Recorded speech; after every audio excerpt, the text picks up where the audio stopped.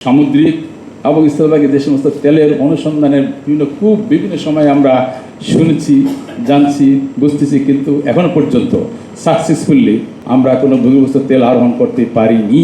বাংলাদেশে প্রাকৃতিক সম্পদের সীমিত হলেও মহান আল্লাহর অশেষ রহমতে আমরা প্রাকৃতিক গ্যাসের যে একটা উল্লেখযোগ্য উৎস পেয়েছি এবং দীর্ঘদিন ধরে এই প্রাকৃতিক গ্যাসে আমাদের কিন্তু কিছুটা হলে বিদ্যুৎ উৎপাদনের দিকে শিল্পায়ন ও নগর জীবনের প্রধান ভিত্তি হিসাবে কাজ করছে। কিন্তু দুঃখজনকভাবে ভূগর্ভস্থ তেল, যেটা জীবাশ্ম জ্বালানি একটু আগে বললাম, অনুসন্ধানে আমরা এখনো উল্লেখযোগ্য সাফল্য অর্জন করতে পারিনি।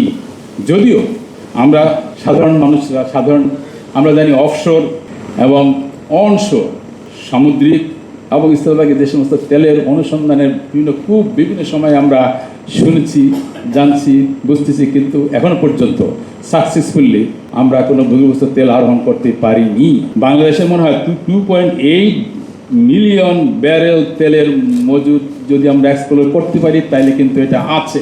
জানি না প্রাকৃতিক গ্যাসের যে আমাদের যে ব্যবহার আমরা করছি, আমরা যদি ওগুলি এক্সপ্লোর করতে পারতাম তাহলে বাংলাদেশেও ভেনিজুয়েলা যেরকম আমাদের ছোট্ট দেশ, কিন্তু আমাদের নিচে যে কী আছে আমরা তো জানি না, কিন্তু যতটুকু ইন্ডিকেশন আমরা পাচ্ছি সেগুলোকে আমাদের অত্যন্ত প্রায়োরিটি বেসিসে মেগা প্রজেক্ট হিসাবে বাংলাদেশের মেগা প্রজেক্ট হচ্ছে।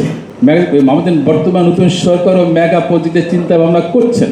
আমি তো মনে করি এই জ্বালানির এই ভূগর্ভস্থ যে রিসোর্স, যেটা আমরা যতটুকু জানতে পেরেছি, বুঝতে পেরেছি সম্ভাবনা আছে, সেগুলো এক্সপ্লোর করা অত্যন্ত জরুরি। এখন সময় আসছে।